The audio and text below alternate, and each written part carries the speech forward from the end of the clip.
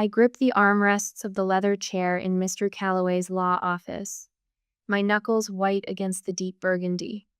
The mahogany conference table stretches between us like a moat.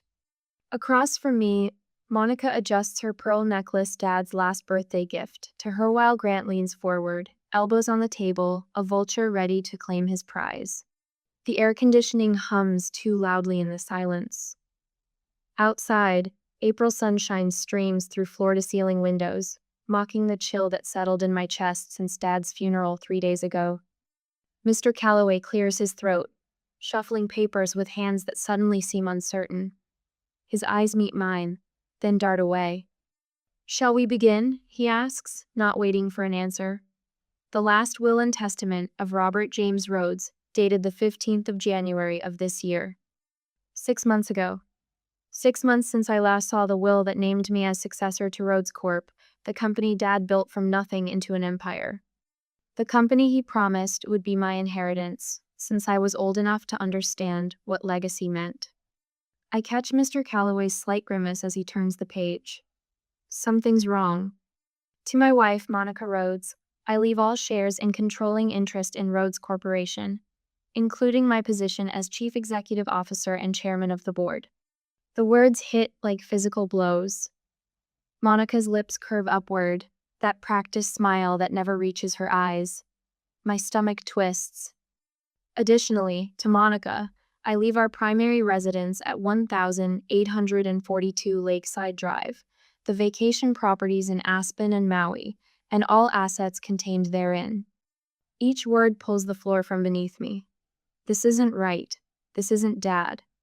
To my stepson, Grant Winters, I leave the following real estate holdings: the commercial properties at 5th and Main, the apartment complex on Westwood Boulevard, my collection of classic automobiles, and the sum of $5 million. Grant's fingers drum against the table, a rapid tattoo of triumph he can barely contain. His eyes glitter with unconcealed greed. Mr. Calloway pauses, taking a sip of water. I recognize the stalling tactic. How many depositions have I sat through as a corporate attorney? He's dreading what comes next. And to my daughter, Elizabeth Catherine Rhodes? The pause stretches, painful and deliberate. Monica's smile widens. I leave this key, held in trust by my attorney, along with this message. If something ever happens to me, hold on to this. You'll know what to do. Mr. Calloway slides a small envelope across the table. Inside rests a single keyhold, rusted at the edges, utterly unremarkable. That's it? The words escape before I can stop them. That's all? Mr. Calloway won't meet my eyes. That's all that was specified in the will, Miss Rhodes. My hands tremble as I pick up the key. It's cool against my palm, surprisingly heavy for something so small. So worthless. This is ridiculous, I say, memories flooding back. We had lunch at Bellini's 6 weeks before then. He told me he was updating his succession plan at Rhodes Corp to ensure a smooth transition when I took over. Monica's laugh flutters across the table. Oh, Eliza. Robert changed his mind. He finally recognized who truly supported him all these years. She reaches for Grant's hand. Who was truly loyal?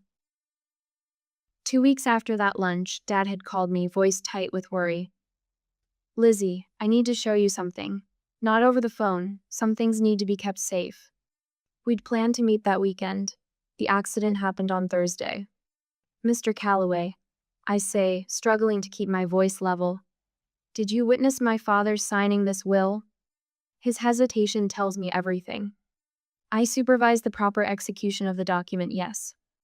Not a direct answer. Interesting. This doesn't make sense. I close my fingers around the key. Dad built Rhodes Corp over 40 years. He wouldn't just hand it over to family? Monica interrupts. You've been so busy with your own career, Eliza. When was the last time you even attended a company function? Meanwhile, Grant and I have been by Robert's side through everything. Grant snickers. The forgotten heir, clinging to scraps. How pathetic. I bite my tongue until I taste copper. The temperature in the room seems to drop further as Mr. Calloway gathers his papers, clearly eager to end this meeting. Unless there are questions about the technical aspects of the will, he begins. I have several, I say, but Monica stands, smoothing her black dress. We'll have our team review everything, James, she says to Mr. Calloway. Now, Grant and I need to meet with the board. So much restructuring to do. As they gather their things, Grant leans toward Monica, his voice a whisper he doesn't bother to conceal. That was easier than we expected.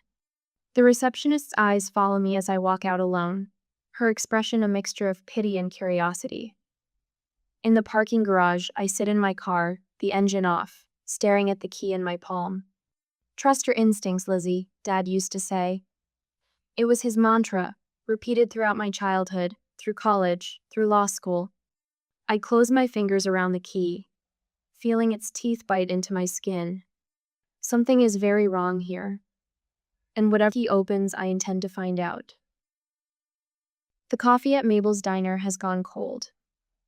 I've been pushing the same scrambled eggs around my plate for 15 minutes while Sam Winters types on his laptop. His fingers move with practiced precision, much like they did when we were study partners at Yale. Back then, he was the tech genius who saved my term papers from digital oblivion. Now he's a cybersecurity engineer who might help me prove my father was murdered. You barely touched your breakfast, Sam says without looking up from his screen. The fluorescent lights cast shadows under his eyes, evidence of late nights spent digging through data. I'm not here for the food. I tap my father's key against the Formica tabletop. I know. Sam closes his laptop, finally meeting my gaze. You're here because I mentioned the financial irregularities at Rhodes Corp last week at the funeral reception, and you've been thinking about it ever since. My hand stills. What exactly did you see? Sam glances around the nearly empty diner, then leans forward. Large transfers initiated 2 days after your father's death. Old accounts closed. New accounts opened in offshore jurisdictions. His voice drops lower. Look, there's something else. Your father consulted me about secure storage options 3 months ago. He seemed worried. The key feels suddenly heavier in my palm. Did he say why? He said he needed a place where certain information would be safe if something happened to him. Sam's eyes flicked to the key. Specifically, he asked about old-fashioned security things that couldn't be hacked. 6 hours later, we're standing in front of a storage unit in an industrial park on the outskirts of town. The facility is the kind that time forgot concrete buildings with metal roll-up doors, no digital surveillance, just a bored attendant who barely looked up from his magazine when we signed in. Unit 378, I say, checking the faded numbers against the address in Sam's notes. The lock is ancient, rusted at the edges. My hand trembles as I slide the key in, hearing the tumblers click. The sound echoes in the silent corridor. Inside, dust motes dance in the beam of Sam's flashlight. The unit is mostly empty except for a few boxes labeled tax records and an antique wooden chest in the center. That looks promising, Sam whispers. The chest's brass lock gleams, incongruously new compared to its weathered wood. My key fits perfectly. Inside, beneath a stack of old photographs of my father and mother, sits a small black safe. Great, I mutter. Another lock without a key. Not a key, Sam says, pointing to a digital keypad. A code. I stare at the 6 empty spaces blinking expectantly on the display. 6 digits. A date? A phone number? Your father must have told you something, Sam says, his voice gentle. Something only you would understand. My mind races through birthdays, anniversaries, addresses nothing fits. Then I remember the last birthday gift my father gave my mother before her illness, pearl earrings to match a necklace. The gift card simply read, 111,378. The 13th of November, 1978, I whisper. The day Mom got a tiny E tattooed on her wrist. She kept it hidden from everyone except Dad and me. I punch in 111,378. The safe clicks open. Eliza, Sam breathes. Look, Inside lies a stack of documents. The top page reads, Last Will and Testament of Robert James Rhodes, dated just 3 weeks before his death. My eyes scan key paragraph. To my daughter, Elizabeth Catherine Rhodes, I leave all shares and controlling interest in Rhodes Corporation, including my position as Chief Executive Officer and Chairman of the Board. This is his real will, I whisper. This is what he wanted. But that's not all. Beneath it, financial records detailed systematic embezzlement from company accounts all linked to Monica. Email printouts showed Grant threatening the company's legal counsel. Make it happen or your family's medical history becomes public knowledge. Most damning of all, a small digital recorder. I press play with unsteady fingers, hearing my father's voice crack through the static. Tampering with the brakes. Check. Monica told the driver something. The recording breaks, corrupted. My God, Sam says, his face pale in the dim light. Eliza, this isn't just about the will. This is murder, I finish, my voice hollow. They killed him for the company. The final item in the safe stops my heart. Photographs showing Monica meeting with a man in coveralls behind a service station. The timestamp. 2 days before my father's fatal accident. I know that place, Sam says, studying the image. It's the garage where your father's cars rest. My phone vibrates a text from Clara, Dad's executive assistant. Monica firing everyone loyal to your father. Board meeting called for tomorrow to dissolve the charitable foundation. I look up at Sam, resolve hardening within me. I need that audio file recovered. Every word.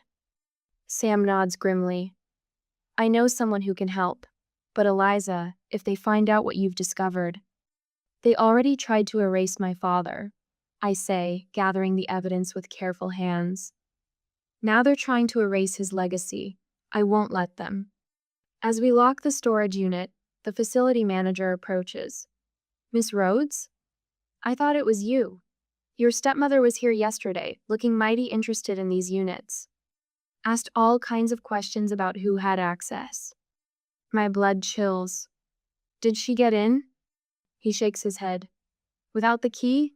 No way, but she seemed indetermined. Back in my car, I find a letter tucked under my windshield wiper. Legal letterhead, Monica's lawyers. Cease and desist all defamatory insinuations regarding Monica Rhodes or face immediate legal action. Sam takes the letter, his face grim. They're scared. They should be, I say, clutching the evidence against my chest. The truth about my father's death burns in my hands, each document a match waiting to ignite justice.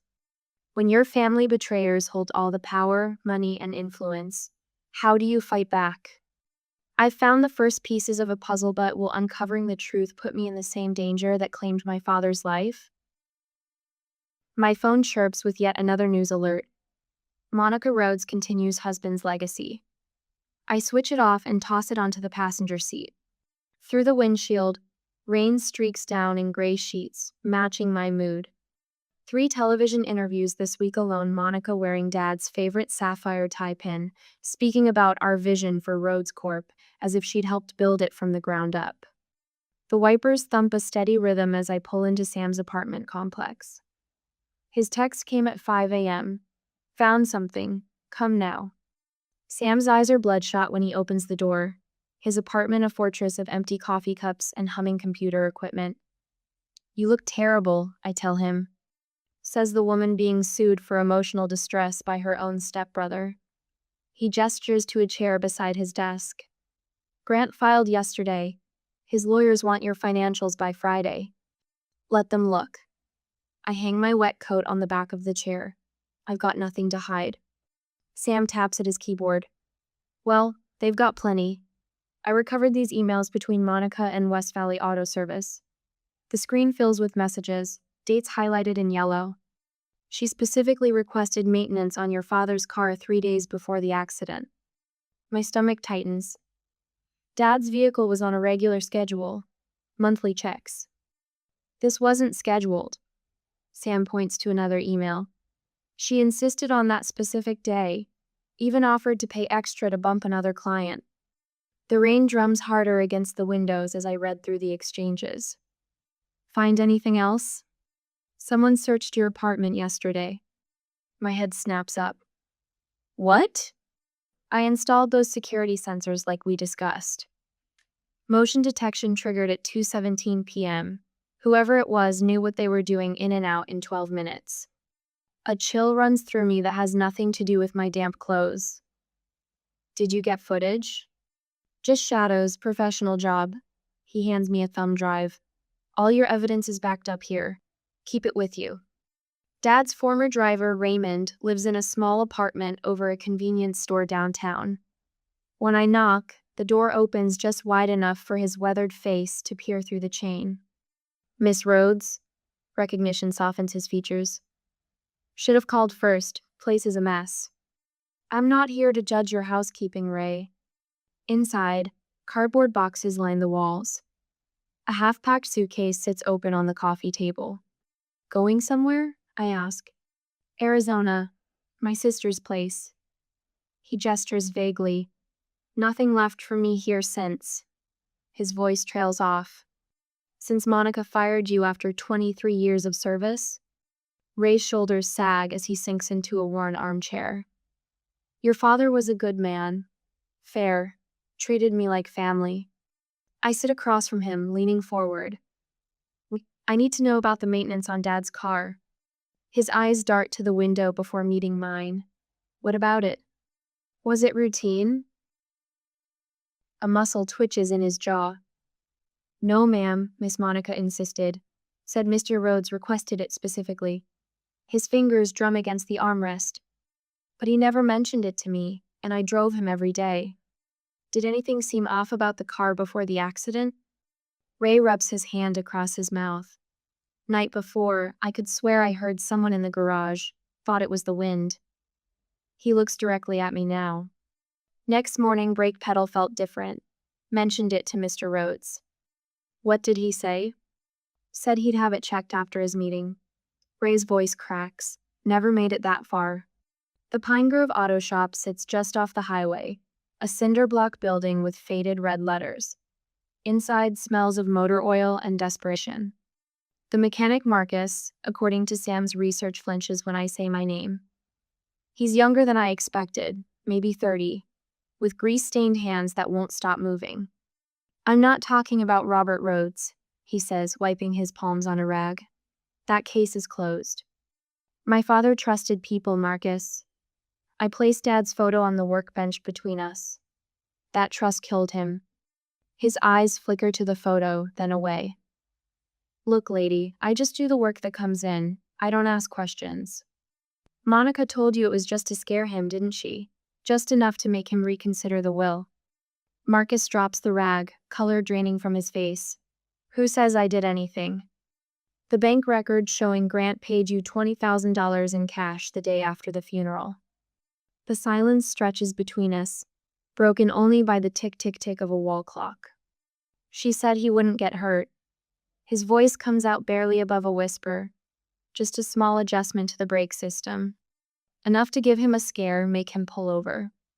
Marcus runs a shaking hand through his hair. I never meant for anyone to die. But you disabled the safety system anyway. His shoulders slump in defeat. Yes.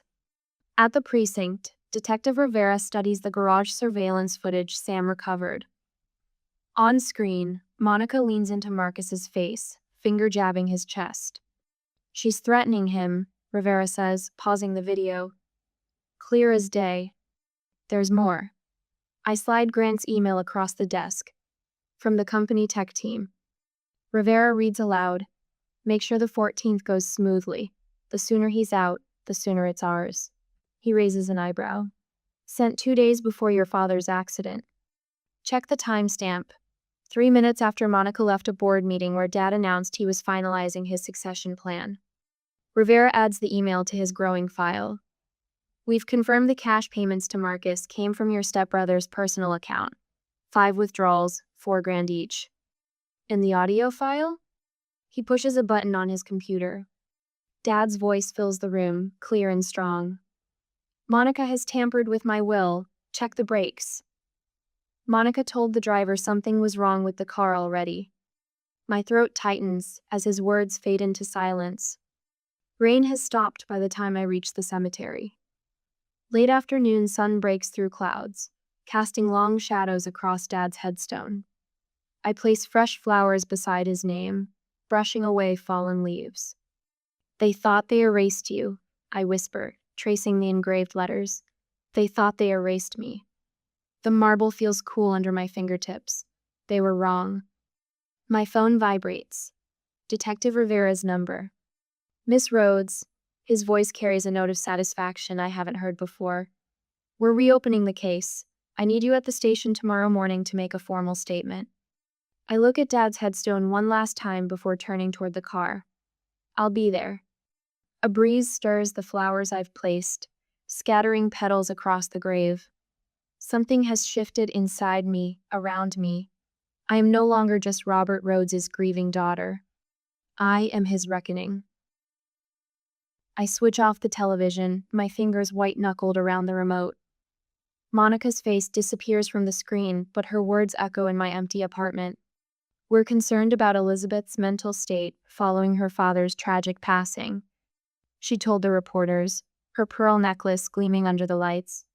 Grief can manifest in disturbing ways, including paranoid accusations against family members who only want to help her heal. The press conference played exactly as I predicted. Monica, the concerned stepmother, me, the unstable daughter consumed by grief and jealousy. Grant stood behind her, his face a mask of practiced concern, nodding at all the right moments. My phone buzzes. Sam. Saw the press conference, he says when I answer. She's getting desperate. Desperate people are dangerous. I move to the window, scanning the street below for the black sedan I've spotted 3 times this week. Did you make the copies? Distributed to 5 separate people, just like we discussed, even if they find one set. They won't find them all, I finish. The weight in my chest eases slightly. The doorbell rings. My pulse spikes. I'll call you back, I whisper, ending the call. Through the peephole, a courier shifts impatiently, envelope in hand. When I open the door, he barely makes eye contact before thrusting the delivery at me. Inside the envelope, a temporary restraining order. Monica's attorney has convinced a judge that my erratic behavior and unfounded accusations constitute harassment. I'm barred from coming within 200 feet of Rhodes Corp. Property, my father's life's work, now forbidden territory. My phone rings again. Detective Ramirez. Miss Rhodes, he says, his voice low and steady. Got something. The mechanics working with us found inconsistencies in the original crash report. The brake line wasn't just damaged, it was precisely cut to fail gradually rather than immediately. My throat tightens. You're saying it wouldn't have failed right away. It was designed to get your father far enough from the service center that nobody would make the connection. I sink into the nearest chair. Do you have enough to bring Monica in? Getting there. His voice drops further. Someone offered me money yesterday. A lot of money. Monica? Through an intermediary. I recorded it. The doorbell rings again. This time, my neighbor Carol stands there, concern etched across her face. There's some men in suits downstairs asking about you, she says, glancing over her shoulder. They don't look like the friendly type. I thank her, lock the door, and slide the chain across. My hands shake less than they would have a week ago. The burner phone, Sam insisted I carry rings from my desk drawer. Eliza, it's Mark. My father's assistant, speaking barely above a whisper. You need to know 4 board members reached out to me separately today. They're questioning Monica's leadership. The Richardson merger she pushed through, it's falling apart. The financials don't add up. Hope flutters in my chest like a captive bird. Are they willing to go on record? Not yet, but they're asking questions they weren't asking before. After we hang up, I retrieve my laptop from beneath the loose floorboard in my bedroom closet. Sam's encryption software hums to life. A new email from James Calloway, my father's attorney, marked urgent. Miss Rhodes, it begins. I can no longer maintain my silence regarding the will. The signature. I had doubts at the time, but Monica insisted your father had been drinking. Now, comparing it to earlier documents, I'm certain it was forged. I should have spoken up sooner. I'm prepared to testify. The wall around me weakens. One more brick falls. My secure messaging app pings. Sam again. His words sending electricity through my veins. Found deleted security footage. Rhodes' home office. Night before accident. Monica was there. 2 a.m. at your father's desk.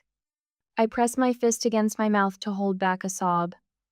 Then my regular phone rings. Detective Ramirez again. Miss Rhodes, he says. We have enough. Be at the station tomorrow morning at 9. We're bringing them both in.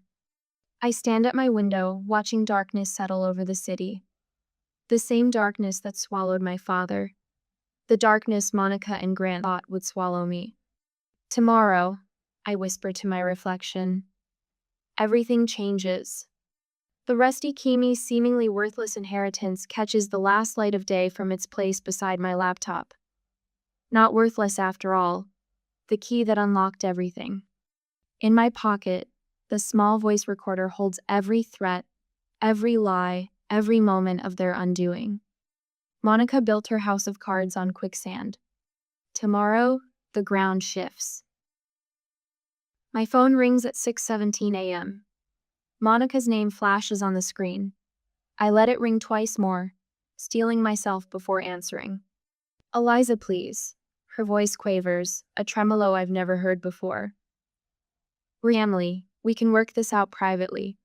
I watch dawn break through my kitchen window, the same sunrise Dad would have seen from his office on mornings when he arrived early. Family doesn't murder family, Monica.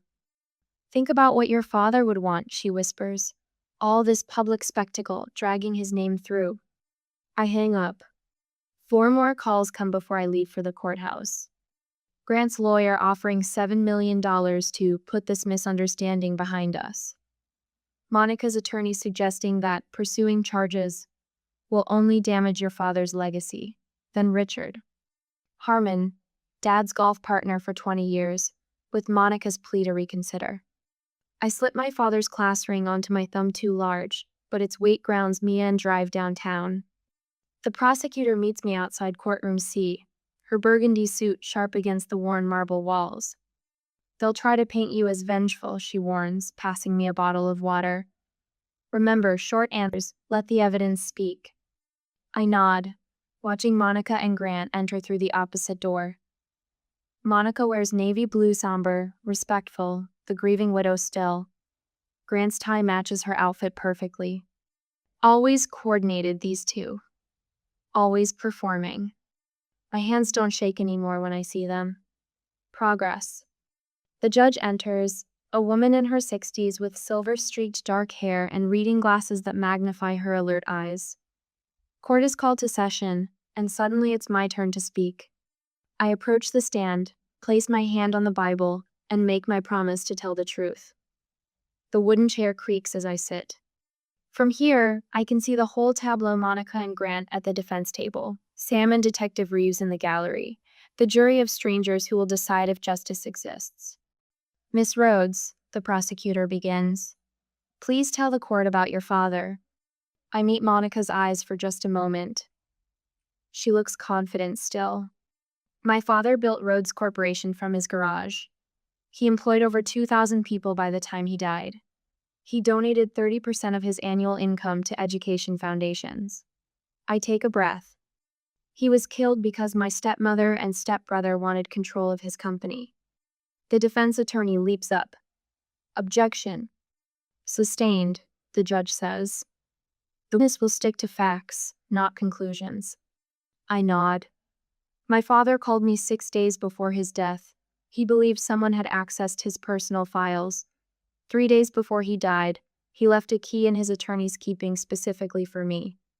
I describe finding the storage unit, the real will, the evidence. My voice stays level. The jury leans forward as a unit when I mention the mechanic's testimony. And what did your investigation reveal about your father's vehicle? The prosecutor asks. The brake lines were manually compromised. My stomach turns at the memory of the forensics photos. The failure was deliberate, not an accident. The prosecutor nods, pulling out a thin folder. Your Honor, I'd like to enter into evidence Exhibit 29, the forensic analysis of Robert Rhodes' vehicle. She walks the report to the judge, then plays the audio recording we recovered from the garage's security system. Monica's voice fills the courtroom. Make it look natural. A failure, not sabotage.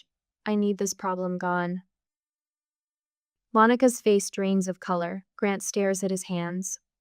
The prosecutor methodically builds the case: the forged will compared to the original draft, financial records showing money transfers from Monica's account to the mechanics the day after Dad's funeral, emails between Grant and Monica discussing acceleration of the succession plan. When the defense attorney cross-examines me, he hammers on my convenient discovery of evidence, suggesting I planted it out of jealousy. You were estranged from your father, weren't you? He demands. No, we had lunch every month. He called me weekly. Yet he left you only a key in his will, the alleged forged will. An odd choice for a beloved daughter. I look him straight in the eyes. My father knew someone might try to erase me. The key ensured they couldn't. By afternoon, Monica's composure cracks. When the judge denies their motion to dismiss, she whispers frantically to her attorney, her manicured nails digging into his sleeve. Grant begins distancing himself, his testimony throwing subtle blame toward Monica. I only followed her lead, he repeats, eyes darting toward the exit as if planning an escape. The prosecutor's closing argument is devastating. This was not impulsive. This was calculated. Robert Rhodes was murdered by the two people he most trusted, who then attempted to steal his life's work and disinherit his only child. When the verdict comes, the courtroom falls silent. Guilty on all counts: murder, conspiracy, fraud, embezzlement. The judge's commentary cuts like a scalpel. The cold-blooded nature of this crime shows a depravity that demands the maximum sentence. You killed a husband and father for personal gain, then weaponized his company against his daughter. Justice demands accountability. Monica sobs now, genuine tears at last. Grant turns ashen as deputies approach with handcuffs. I stand when it's done, smoothing my skirt. Outside the courtroom, reporters cluster like gulls, shouting questions. The board chairman of Rhodes Corp approaches through the chaos, extending his hand. The board has called an emergency meeting, he says. We vote tomorrow to reinstate you as CEO. I nod, watching as Monica is led down the corridor toward processing. Our eyes meet for just a second.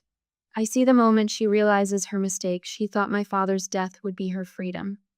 She never understood I am my father's daughter in every way that matters. She pauses, deputies at her elbows.